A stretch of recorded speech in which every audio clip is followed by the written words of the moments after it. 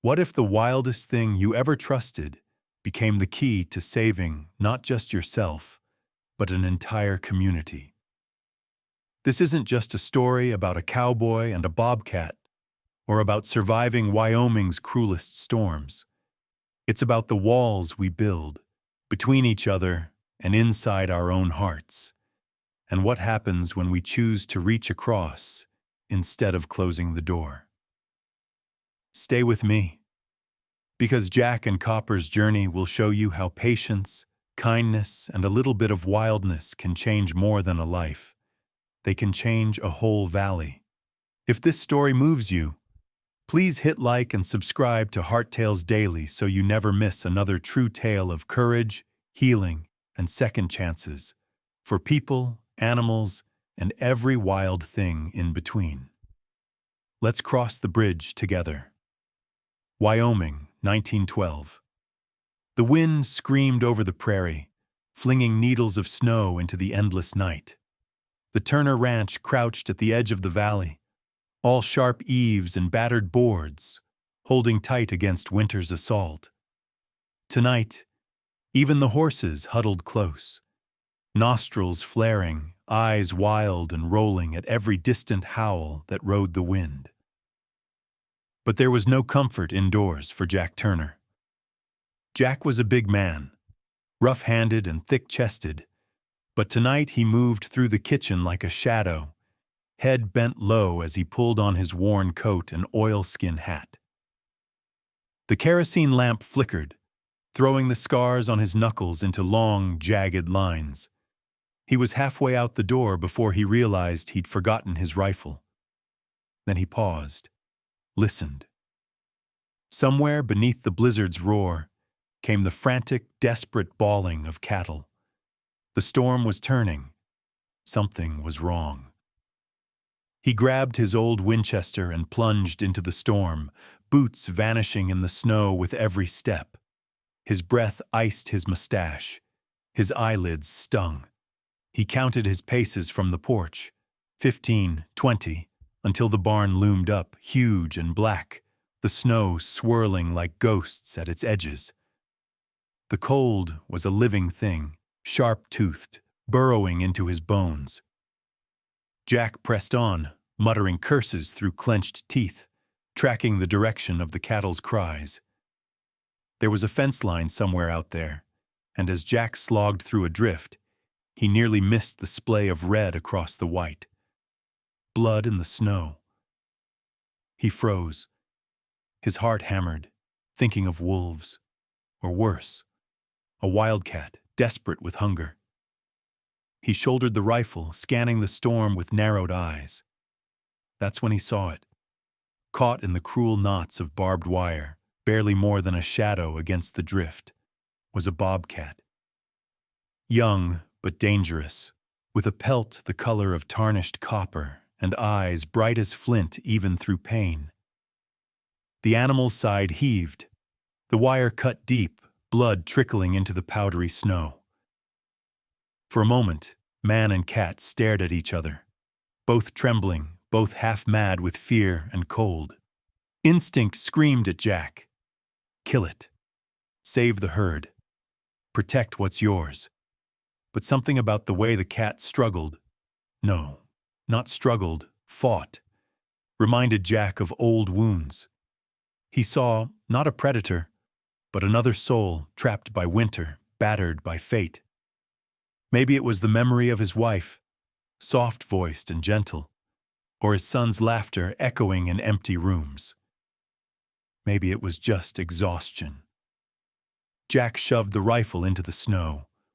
Hold still, damn it! He tore off a glove, reached out, fingers numb and shaking. The bobcat hissed, a desperate, rattling sound. Its ears flattened, but it didn't lunge. Jack worked fast, cutting the wire with his knife, cursing the cold and his own damn foolishness. Each movement sent more blood onto the snow. Each breath burned his throat. But after a tense eternity, the cat slumped free, barely conscious. Jack lifted the animal, surprised at its weight. cradling it against his chest like he used to hold his boy after a nightmare. The bobcat's breath was ragged, warmth seeping into Jack's frozen shirt. He trudged through the snow, stumbling once, nearly falling. The barn was closer than the house. He made for it, wrenching open the heavy doors, letting in a blast of icy wind that set the horses to snorting and stamping. Inside, the barn was dark but alive with anxious eyes. Cows, horses, the dog old Sam whining at his master's boots. Jack ignored them.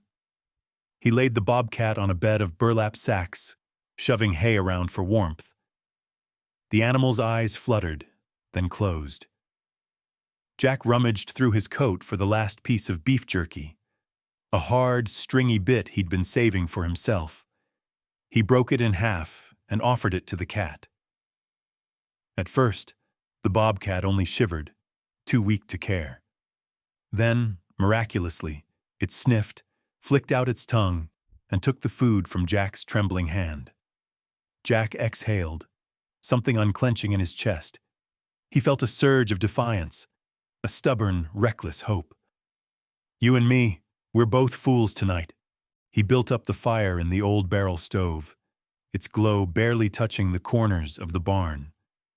Outside, the blizzard howled, a wall of sound and darkness pressing against the walls. Wolves yipped on the ridgeline, their calls wild and hungry. Jack's cattle huddled together, lowing in fear.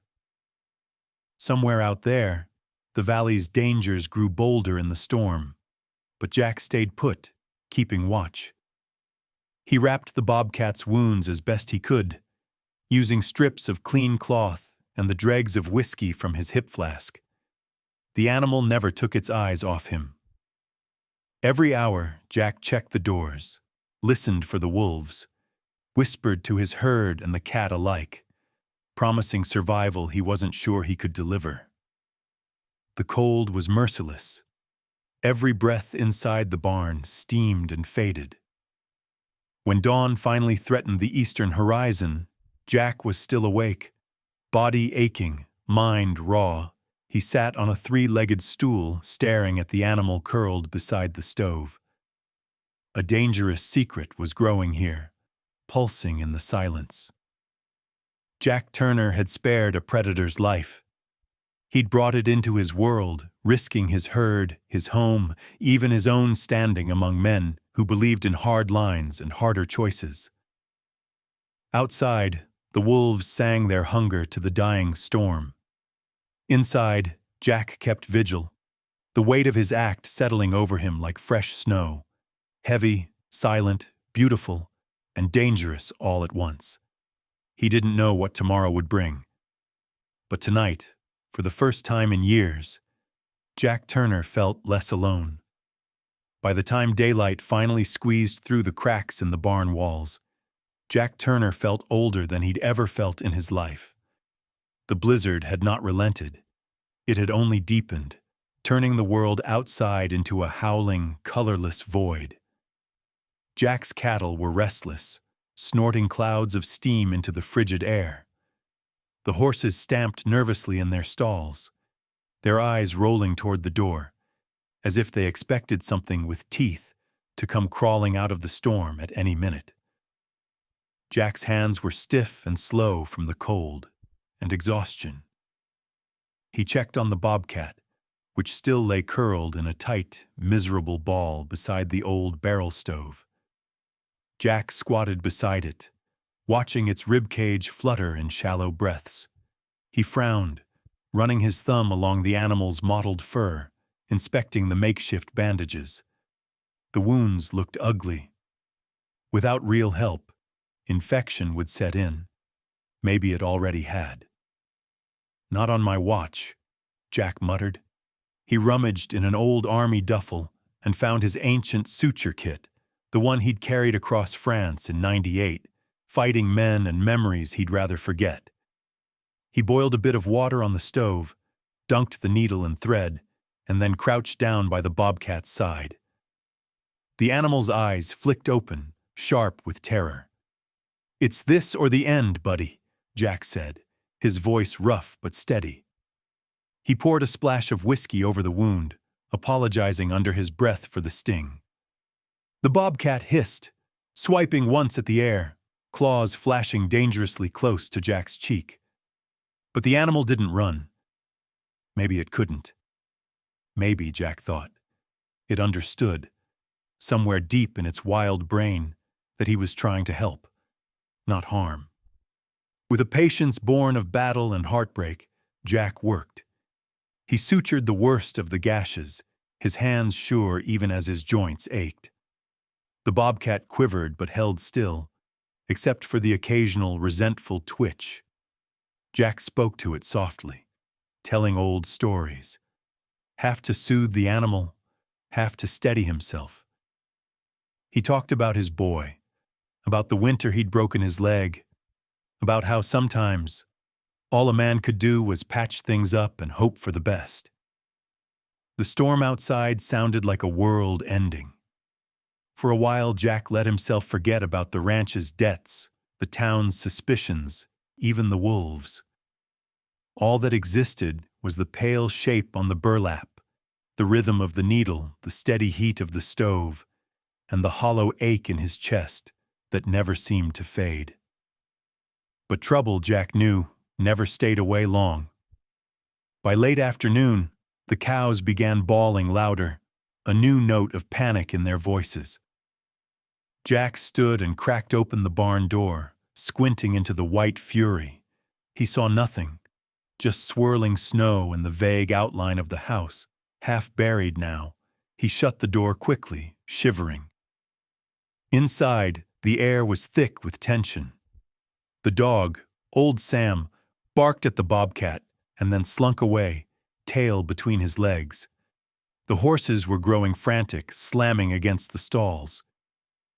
Jack worked to calm them, but every time he turned his back, he felt the weight of the secret he'd let into his barn. That evening, as dusk turned the storm from white to iron gray, disaster struck.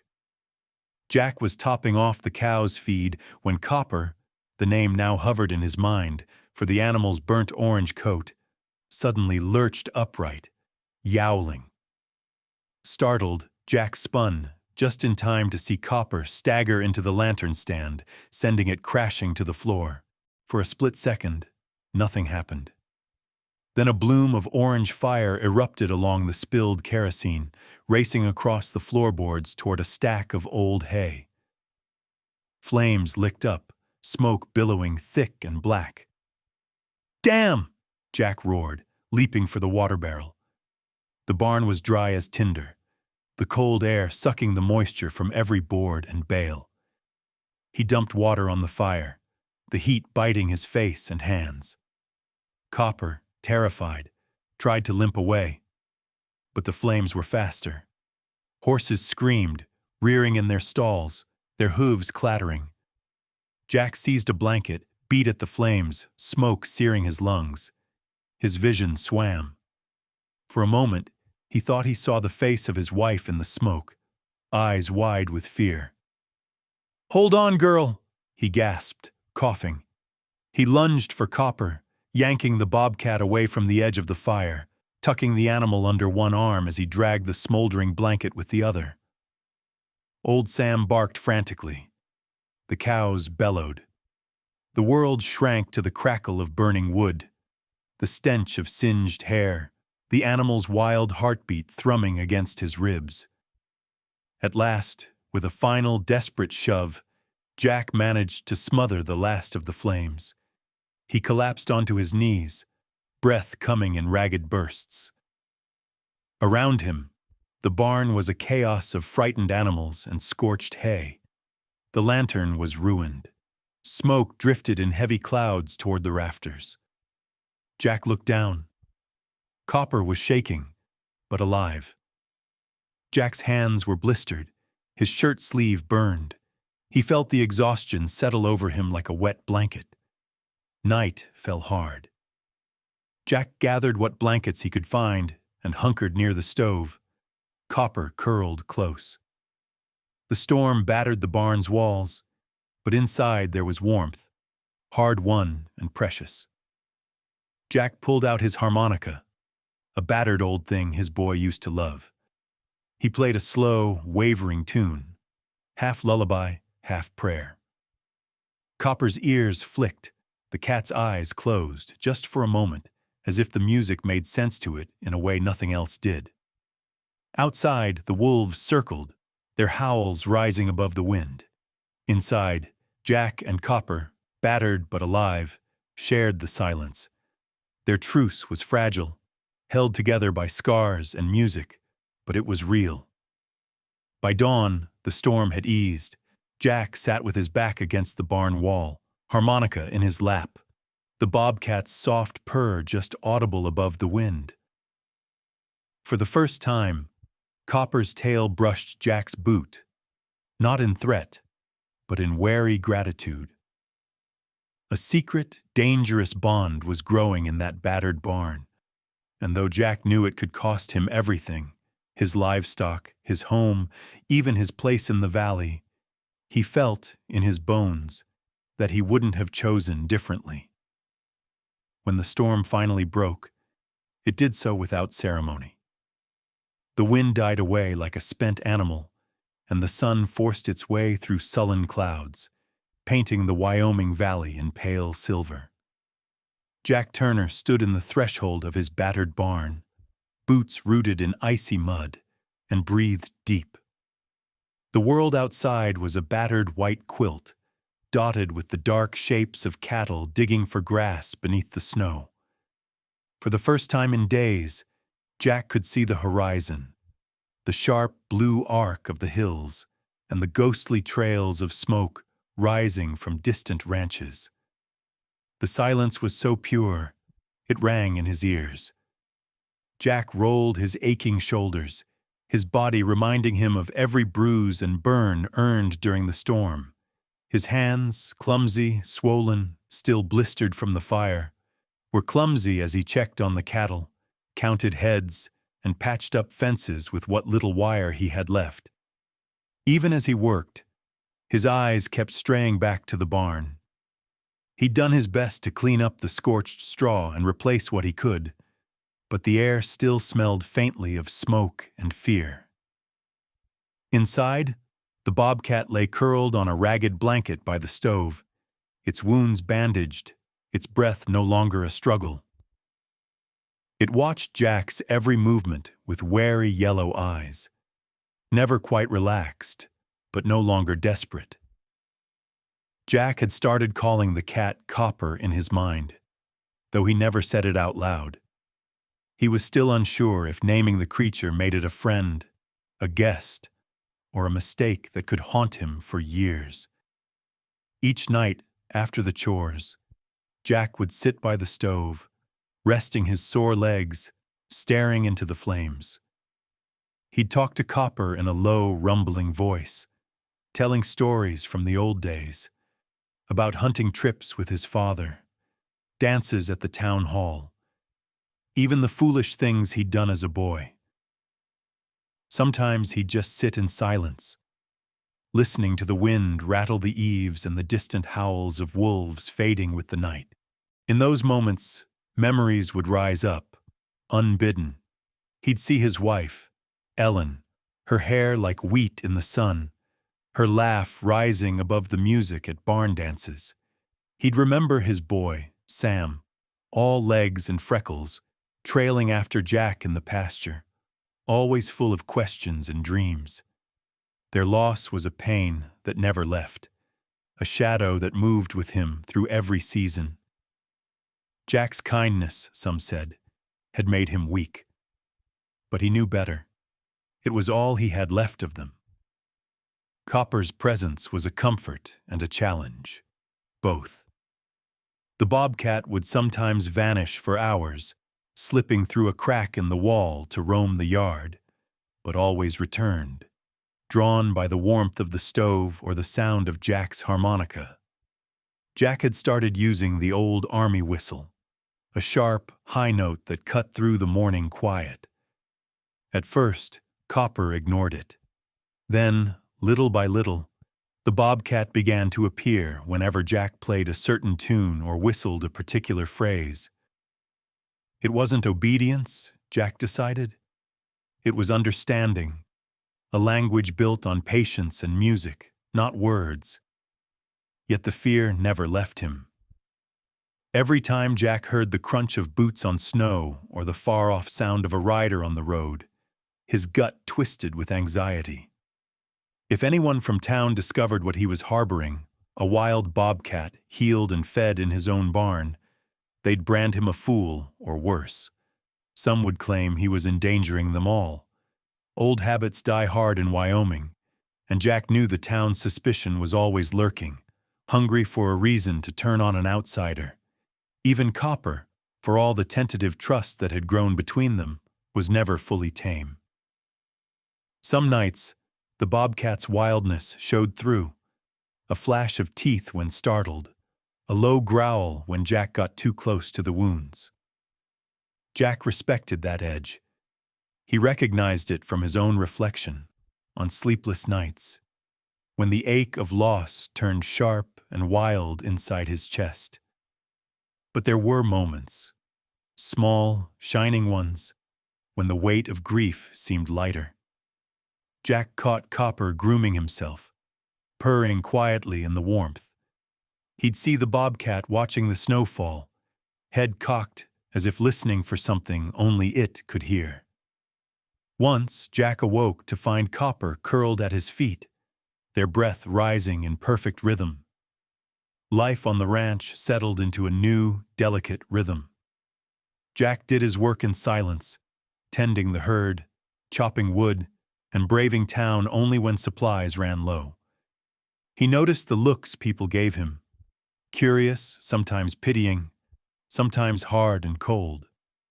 He ignored the whispers about old Turner going soft, or the rumors that he was hiding something up in the hills. But at night, when the valley was still, he'd play his harmonica.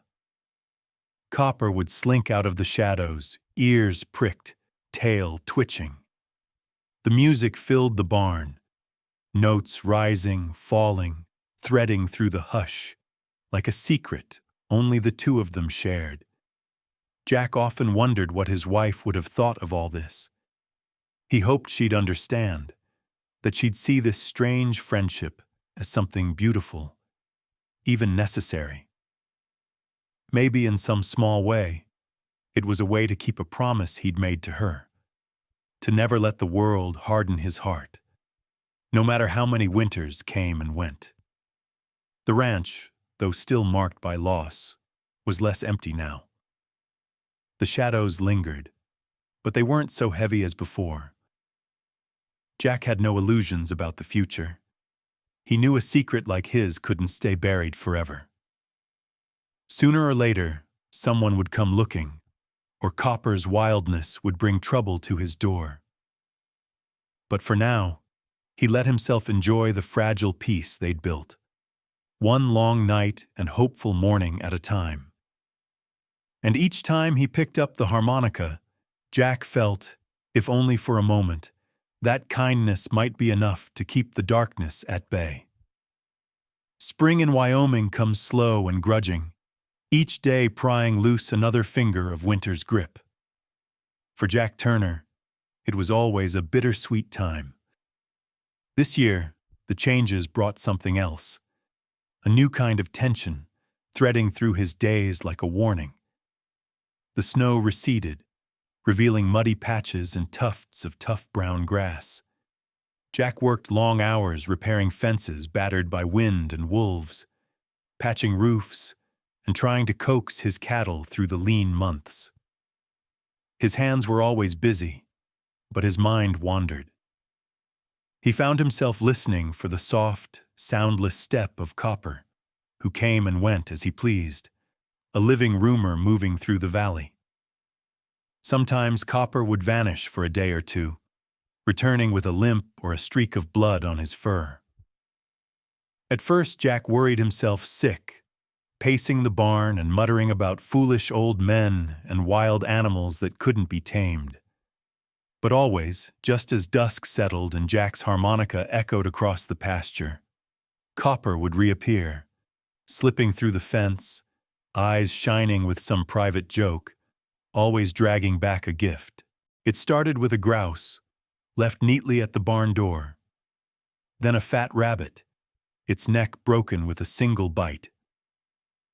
Once, Copper dragged in a squirrel, tail bristling with frost, and dropped it at Jack's boots as if presenting a trophy. The gifts were never meant for him, Jack knew. They were offerings, a silent agreement, a wild courtesy. Jack tried not to read too much into them, but there was a certain pride in seeing the cat bring food to the place he now called home. The days grew longer, but Jack's heart stayed heavy. There was a spot behind the barn where the grass always came up green first, warmed by a scrap of afternoon sun. Jack kept a small memorial there, just 2 rough stones and a patch of wildflowers. He'd kneel sometimes and clear away the weeds, setting his son's old dog collar atop one stone, the battered harmonica resting on the other. When Copper found him there, the Bobcat would circle, watching but never intruding, as if he understood the space was sacred. Jack talked to his family in a low voice, letting the words drift out with the wind. He told them about Copper, about the long winter, about the way the world seemed to be shifting beneath his feet. Sometimes, he'd place the harmonica around Copper's neck for a moment, laughing at the ridiculous sight. The Bobcat would tolerate it just long enough, sitting dignified, before shaking it off and stalking away. Yet beyond the boundaries of Jack's land, suspicion was growing.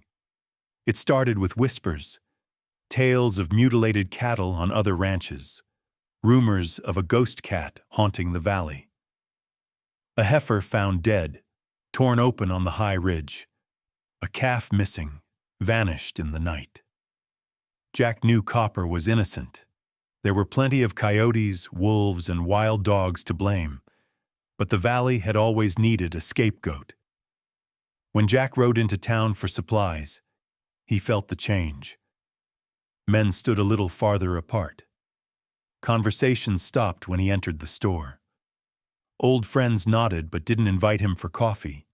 Even the sheriff, usually a man of reason, asked too many questions about tracks in the snow and strange sightings up at Turner's place. One evening, as Jack was unloading feed from his wagon, he heard footsteps behind him. He turned to see Tom Baxter, his nearest neighbor, hat pulled low and eyes shadowed. Tom's cattle had suffered most from the winter, and his patience was thin. "Jack, folks are talking," Tom said quietly. "They're saying there's something wild on your land, something you ought to have taken care of." Jack met his gaze, stubborn as ever. "You know me, Tom. I take care of my own. Whatever's killing cattle, it isn't here." Tom hesitated, looking away toward the hills. "Just watch yourself, Jack. You don't want to give 'em more reason to come snooping around." Jack nodded, heart pounding. He watched Tom walk away, shoulders hunched against the wind. The message was clear. If something happened again, it would be Jack who paid the price. That night, Jack sat in the barn, harmonica in hand, Copper sprawled nearby, eyes glowing in the lamplight. The two shared their meal in silence. Jack chewed jerky while Copper tore at a rabbit. The barn felt like an island, cut off from the world by suspicion and fear. Jack found himself longing for the days when the hardest thing was surviving the weather, not the weight of other people's eyes. He missed the small rituals, Ellen humming as she swept the porch, Sam's laughter as he chased chickens across the yard. Now his rituals were quieter, marked by absence, tending the memorial, sharing meals with a wildcat, waiting for the next shoe to drop. Still, in the hush of those evenings, something like peace crept in. Jack found solace in Copper's presence, in the shared silence. He learned to watch for the signs, how Copper would freeze, nose twitching, when danger was near, how the cat would sometimes curl up against Jack's boots, half asleep, trusting him in a way that no one else seemed to anymore. But even that fragile peace couldn't last. The valley was restless, the townsfolk hungry for answers. Jack sensed a storm brewing, one that wouldn't be broken by music or patience, but by hard choices and the truth. He looked at Copper, the Bobcat's coat catching the last golden light of evening, and wondered how much longer they could keep their world apart from the one waiting outside. And as the coyotes howled beyond the ridge, Jack whispered a promise to the memory of his family. He'd fight for this bond, for as long as he could. Because sometimes, Jack realized, the loneliest places are where new worlds are born. Quietly, fiercely, in the spaces between fear and hope. The winds shifted. Spring was late and lean, and with the thaw came a new kind of trouble. A pack of feral dogs that drifted into the valley like a curse. They moved in shadows, howling at the moon, and everywhere they went, blood and panic followed. Jack Turner had heard stories, sheep torn apart, young calves left mangled in the pastures of neighboring ranches. By the second week of April, the rumors were a daily drumbeat at the feed store and the post office.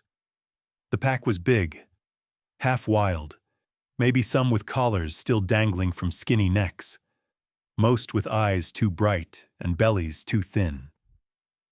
They were animals that had tasted hunger and learned there was no law but survival. Jack watched his herd warily, keeping the cattle close to the barn, a rifle slung across his back. He mended the outer fences for the third time in a month, whistling Copper back each night and scanning the hills for movement. Old Sam, the dog, paced the yard, ears flat and nerves stretched to breaking. Even Copper sensed it, his wild eyes flicking toward the ridge every dusk, tail twitching. One night, as dusk spilled purple and blue over the valley, Jack's fears found him. It started with a distant bawling, a single panicked cry from the far side of the pasture, where the fence met the scrub oak. Jack dropped his axe and sprinted, boots slipping in the wet grass. The night was heavy with the scent of earth and fear. He saw them first as shadows, sleek and low, weaving through the fence posts. The pack, a ragged, snarling mob, teeth bared, eyes glinting, was already inside, driving a group of calves into the mud. They moved like a wave, coordinated and savage, ignoring Jack's shouts. He raised his rifle and fired into the air. One dog yelped, scattering back toward the trees, but the others barely paused. The cattle were frantic, bucking and surging, smashing through the gate. Jack yelled until his throat was raw, firing another warning shot. He heard a crash behind him and spun. One of the dogs lunged at him, snapping for his leg. Jack swung the rifle, connecting with a meaty thud, driving it back. Blood roared in his ears. Suddenly, a streak of copper, faster than thought, shot out from the dark behind the barn. Copper launched himself at the biggest dog, a brute with torn ears and foam around its mouth. The bobcat slammed into the dog's side, claws out, teeth sinking deep. The two rolled in a snarling, shrieking tangle. Jack saw fur, blood, a flash of claws. He grabbed a fence post and drove back another dog, heart pounding. It was chaos. Copper moved with wild fury, all sinew and rage, fighting with the precision of a born hunter. The dogs sensed a new threat, circling, snarling, torn between flight and hunger.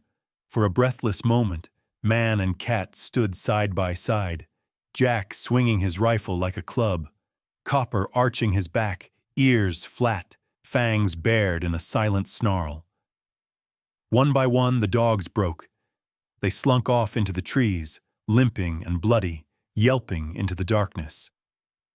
The big brute tried one last time, lunging at Jack, but Copper met it with a hiss that rose above the wind, raking its muzzle with sharp claws.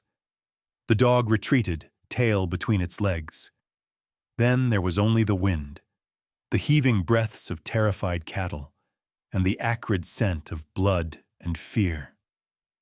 Jack slumped against the fence, chest heaving, as Copper dragged himself upright, bleeding from a gash in his side but still standing.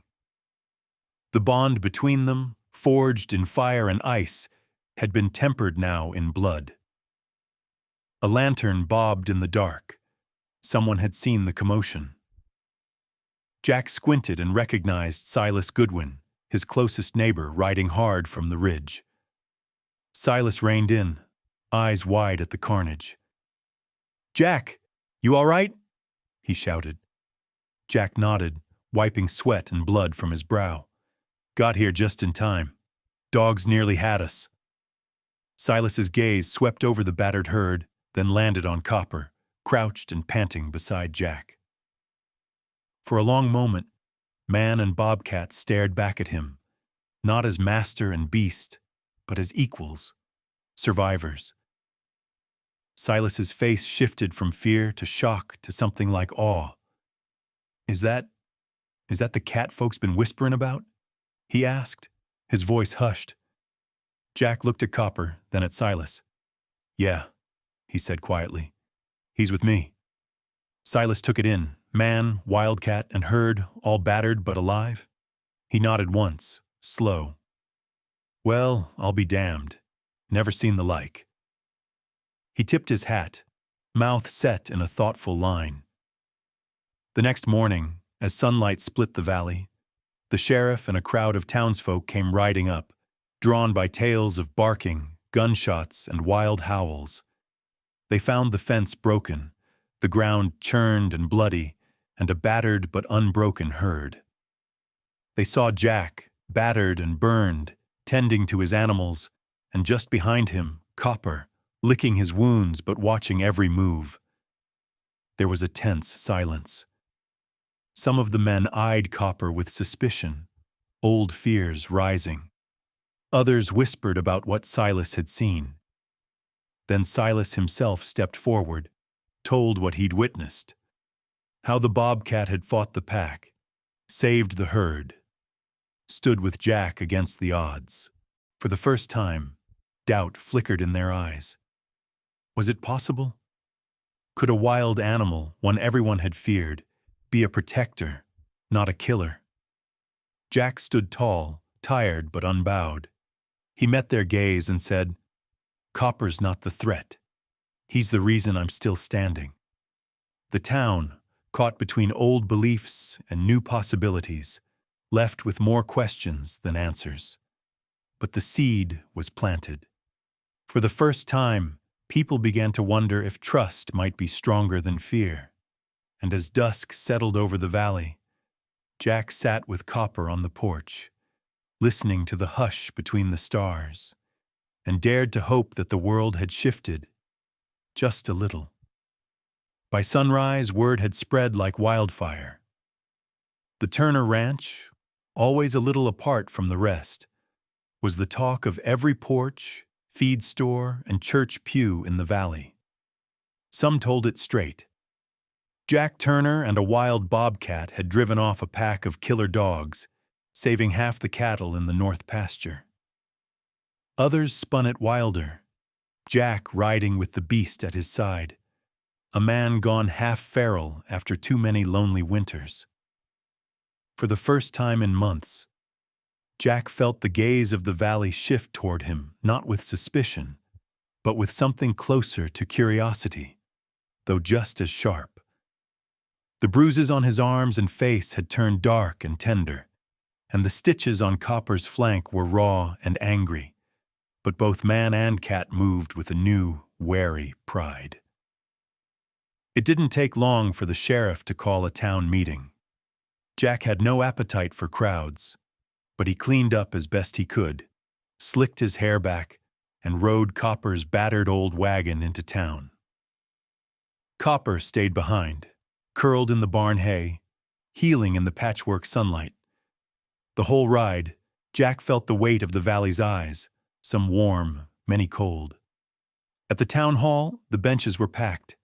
Some faces Jack knew well. Tom Baxter, jaw set tight. Miss Abby with her sharp tongue.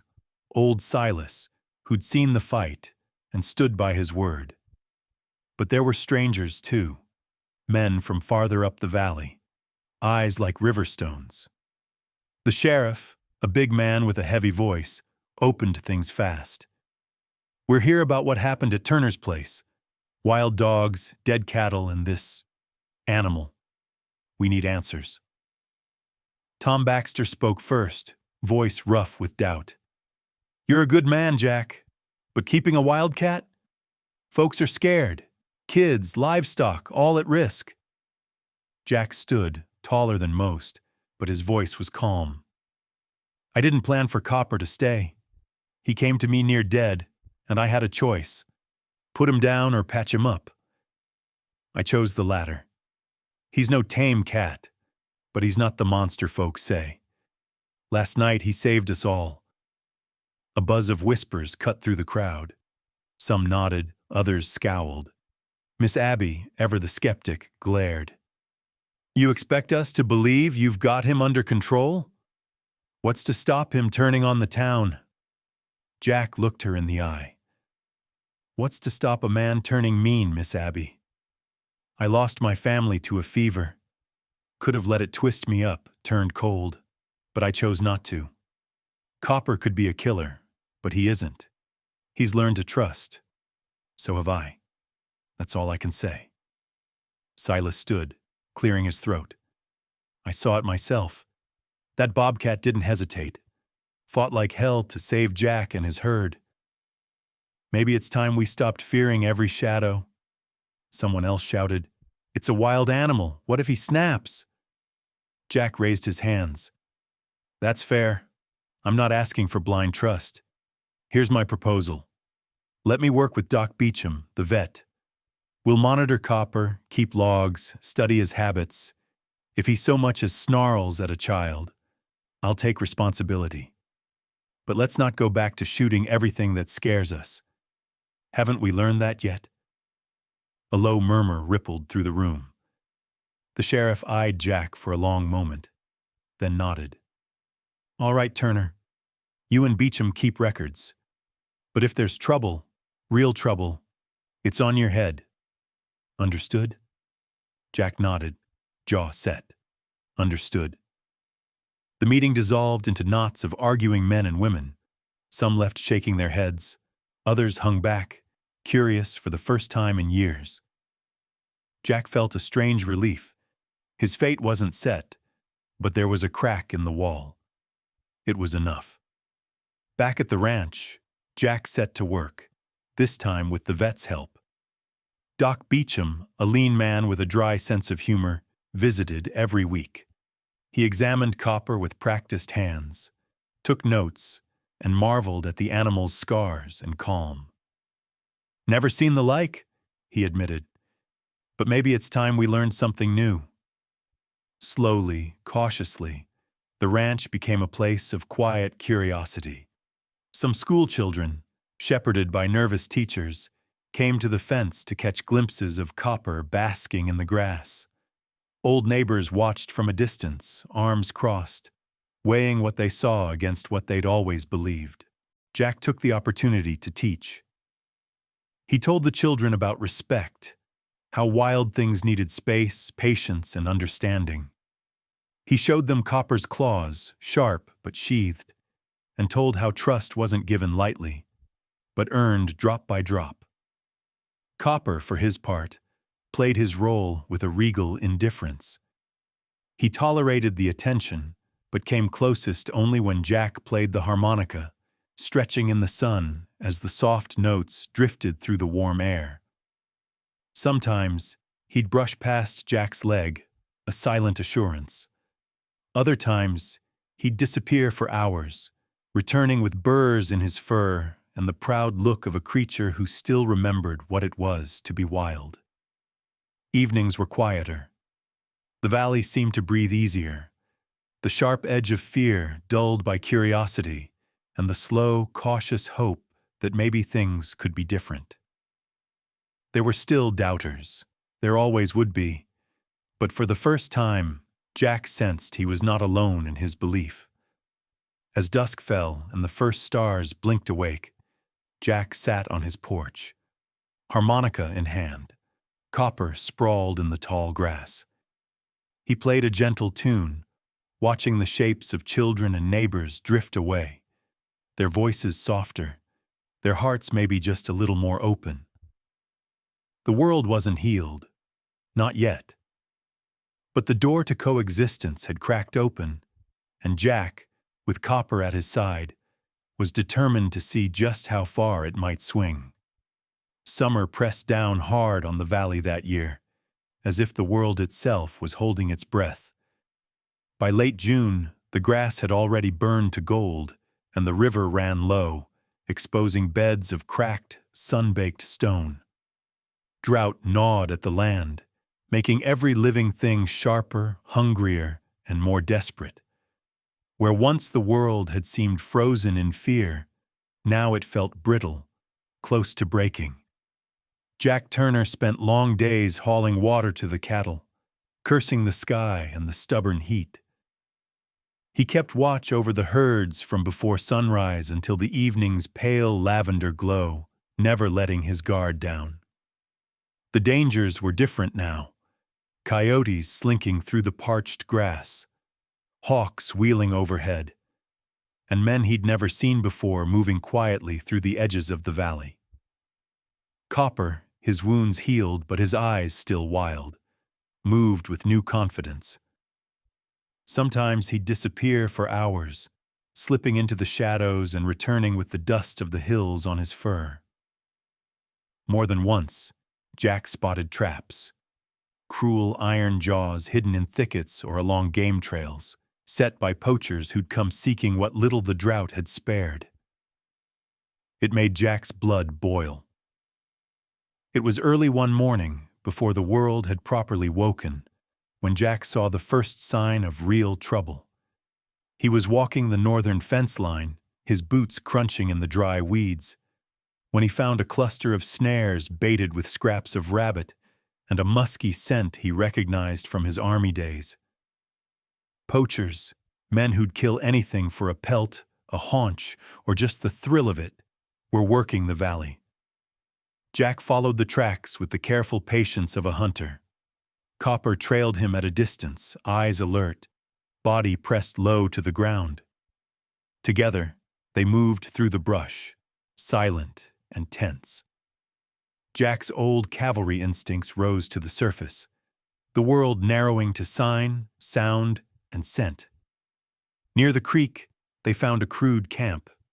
Two men with rough coats and mean faces, a pile of animal skins beside their bedrolls, and a row of new traps gleaming in the dawn. Jack watched from the brush, fists clenched.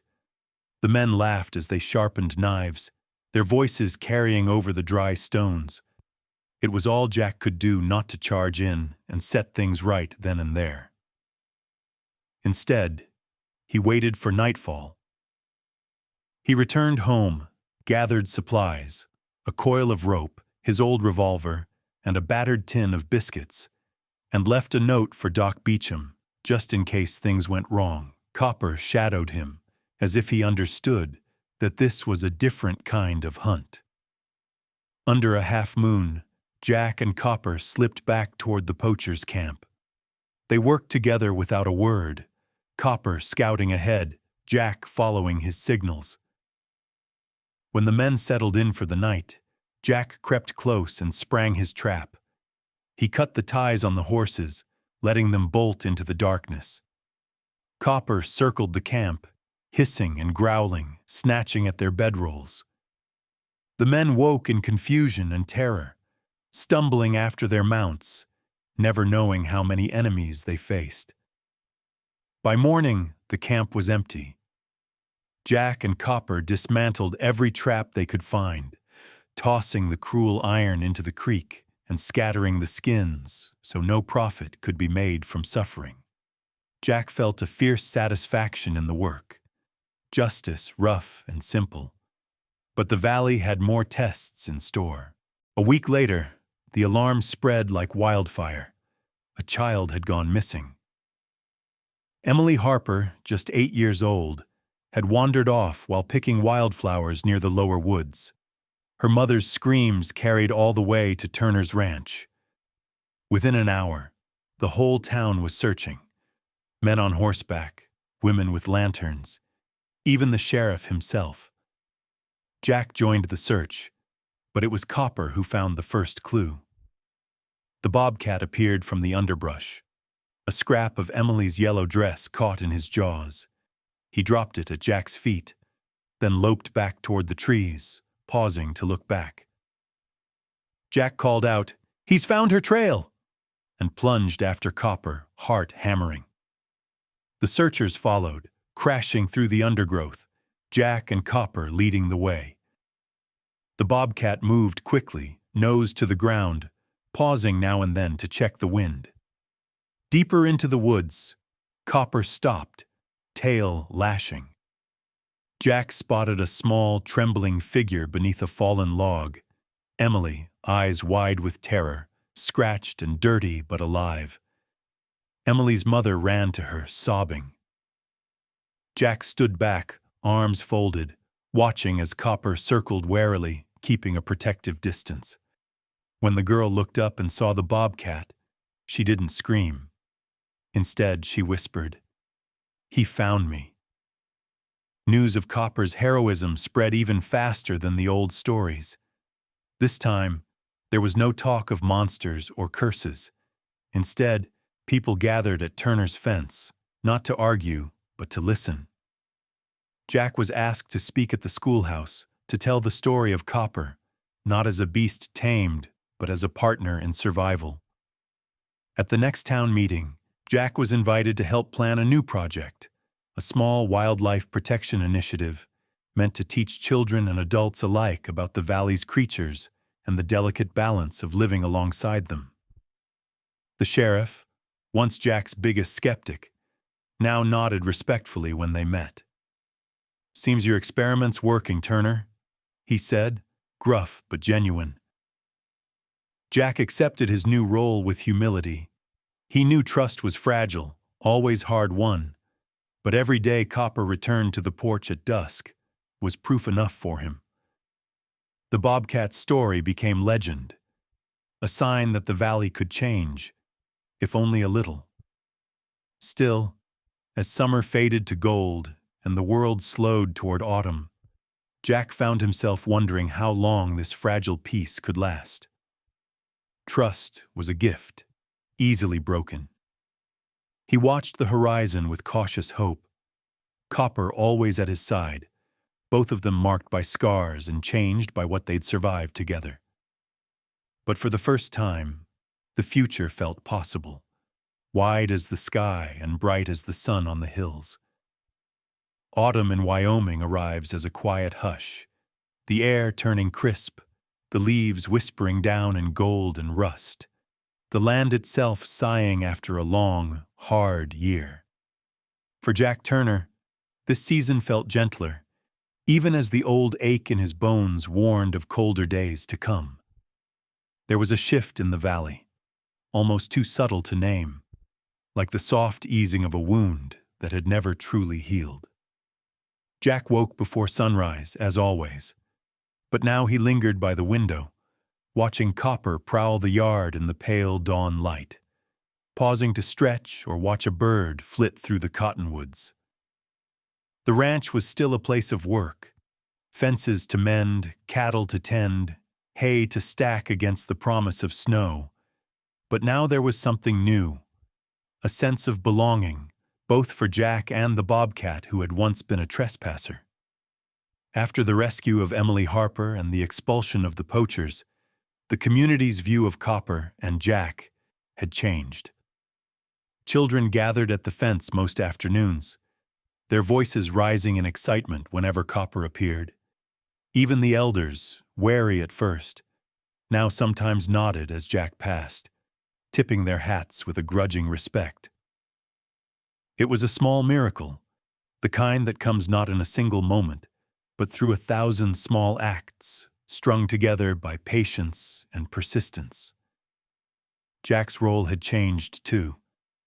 He became a guest teacher at the local school, walking into the chalk-scented classroom with his hat in hand and a nervous smile on his weathered face. At first, he stumbled over his words, feeling awkward as dozens of young eyes stared up at him. But as he told the story of the winter that almost broke him, of the wildcat who became his friend, of learning to trust what he couldn't control, something shifted. He spoke quietly, voice roughened by years of loss and hope, telling the children that true strength wasn't found in domination or fear, but in humility and kindness. We can't make the wild gentle, he said, but we can learn to live alongside it. Sometimes that's all the courage a person needs. He brought his battered harmonica and played for them, the notes rising and falling, filling the room with a music that was half sorrow and half celebration. Copper never came into the classroom, but he became a symbol, painted on chalkboards, whispered about in the schoolyard, the stuff of childhood legend. The Bobcat was not tamed. He was respected. He came and went as he pleased, slipping through the tall grass, always wary but never quite a stranger. Some in the community, especially the older ranchers, were slow to let go of their suspicion. They gathered at the diner, muttering about the risks, shaking their heads at talk of wildlife projects and children's stories. But even among them, there was a grudging acknowledgement. The valley was changing, and not just because of the bobcat.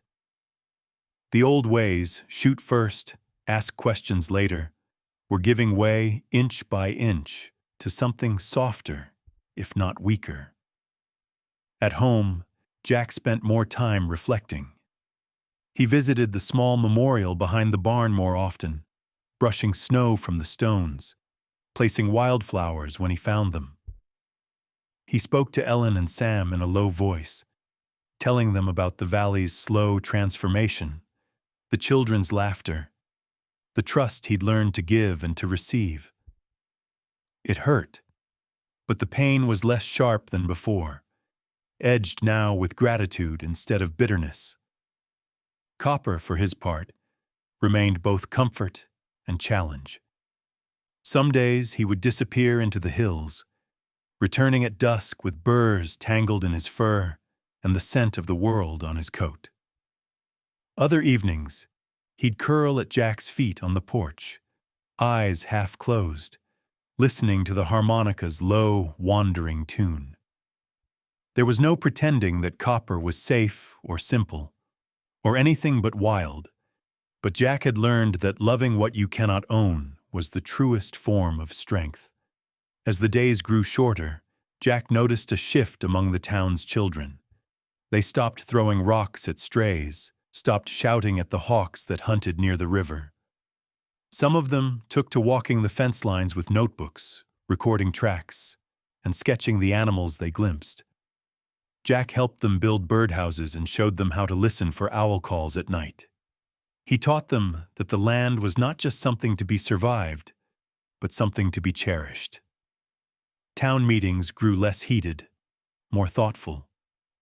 The sheriff reported fewer fights, fewer traps, fewer lost calves. When the Wildlife Protection Project was finally launched, Jack was asked to lead a tour of the valley. He showed families where Copper had first been found, where the pack of wild dogs had been driven off, and where the child had been rescued. The stories became lessons about fear, about risk, about what it means to trust. One evening, as frost silvered the grass and the first star blinked awake, Jack sat on his porch and watched the bobcats slip through the shadows. He realized that trust, given freely and returned in kind, was the rarest gift in the world, never forced, always earned.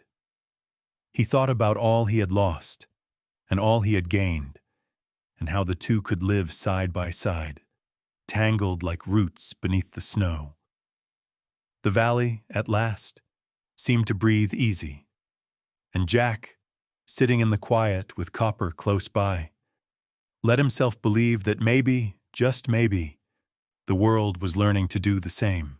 Years pass in Wyoming with a slow, certain patience. Seasons turn, storms come and go, and the valley shifts its colors from frost to wildflower to gold and back again.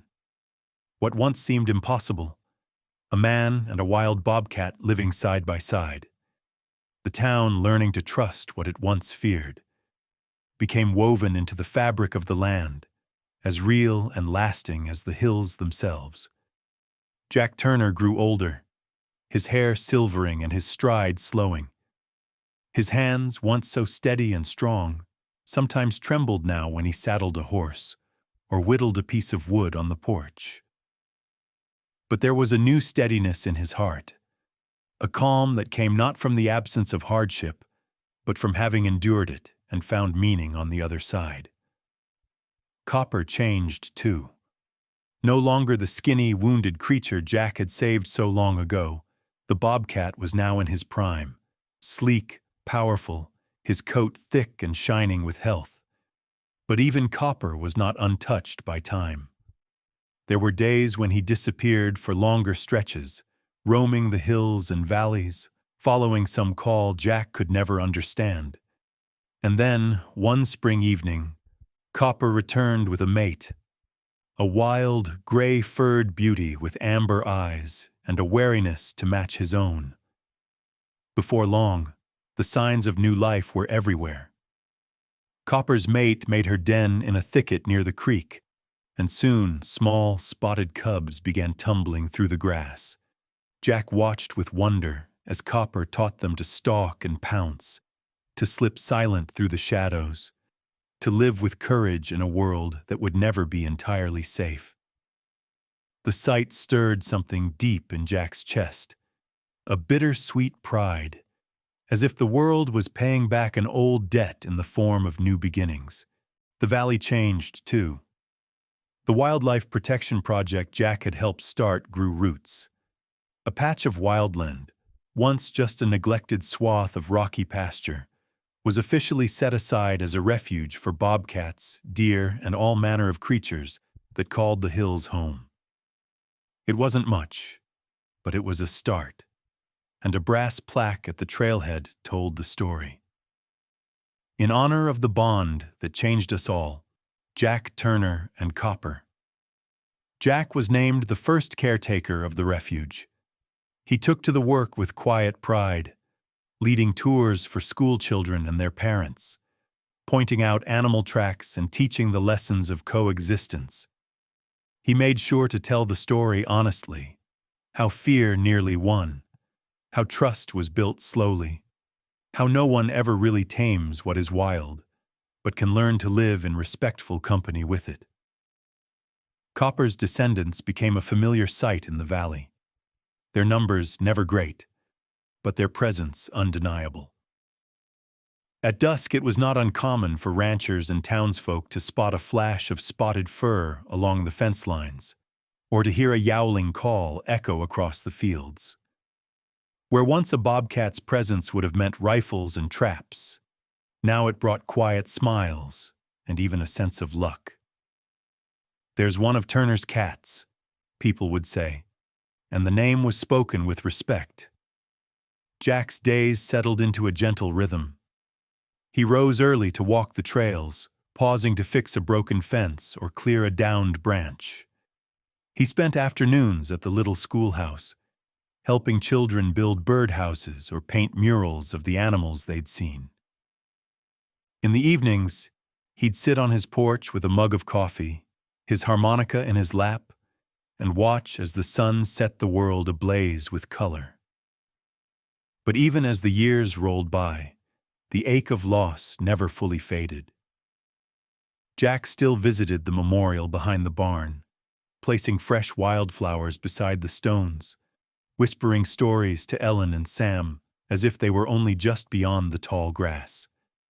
He told them about the refuge, about the children who grew up believing in the promise of trust, about the Bobcats who came home every night, just as Copper once had. There were hard times, still, bad winters, lean years, moments when old fears threatened to return. But the valley had learned something it could not forget. Trust, once kindled, was hard to extinguish. The younger generation grew up believing in second chances, in the value of wildness, in the lesson that not every threat must be met with a closed fist. As Jack grew frail, Copper's role shifted. The old Bobcat was rarely seen during the day, his time spent prowling the hills or sunning himself in the safety of the refuge. But at dusk, as shadows crept across the grass, Jack would spot him, or one of his grown cubs, slinking along the edge of the yard. Sometimes, when Jack played the harmonica, Copper would pause, ears pricked, and the music would hang in the air, a thread connecting past and present, grief and gratitude, man and beast. On the day the community dedicated the refuge's new visitor center, Jack stood before a crowd of children, parents, and old friends. His hands shook, but his voice was steady as he spoke. We're all wild in some way. What matters is what we do with that wildness, whether we let it divide us or teach us to trust. Copper taught me that. I hope one day you teach it to someone else. The legacy of the harmonica and the Bobcat's call became a story passed down through the years, retold every time a young rancher glimpsed a spotted cat at dusk, or when children gathered to listen to the music drift over the grass. The land itself seemed to hold the memory, a gentle reminder that love and loss, hope and fear are always entwined. Jack Turner's life became part of the valley's story, a testament to kindness, to patience, and to the wildness that lives in every heart, waiting for a chance to come home. Evenings on the Turner Ranch had always held a special kind of quiet, a hush between worlds, where the last rays of sun set the grass ablaze and the wind seemed to pause just long enough for a man to hear himself think. Now, in the autumn of his life, Jack Turner found that these moments felt even richer, every golden twilight shining brighter because he had learned how quickly it could all be lost. He sat on the porch most nights, his bones creaking as he settled into the old rocking chair that had belonged to Ellen. The house around him was full of small comforts, a blanket draped over the banister, the faded picture of Sam on the mantel, the battered harmonica resting within easy reach. The scars on his hands had faded, replaced by lines of age, but Jack felt their ache in every change of the weather. He had outlasted the worst the valley could throw at him, but he never forgot what it took to survive, nor what it meant to be truly alive. Beyond the porch, in the tall grass just before the line of trees, a trio of young bobcats chased each other, tumbling and pouncing in the fading light. Their coats glowed copper and gray, speckled with black, each one a testament to survival and wildness. Copper himself no longer led their games. The old bobcat was slower now, his muzzle tinged with white, his movements measured. But his eyes, fierce and intelligent, watched over his kin, the same way Jack watched over his land. Sometimes, when the dusk was thick and the world felt both impossibly large and close as a heartbeat, Jack would play his harmonica. The tune was always the same, slow, longing, a little bit wild. It was the music that once soothed a wounded bobcat, and in turn, soothed a wounded soul. Whenever he played, Copper would sit a little closer, head cocked, listening, while the young ones grew still, as if honoring an ancient ritual. One evening, As the sun slid behind the hills and the crickets began their chorus, Jack opened the battered leather journal he had kept all these years.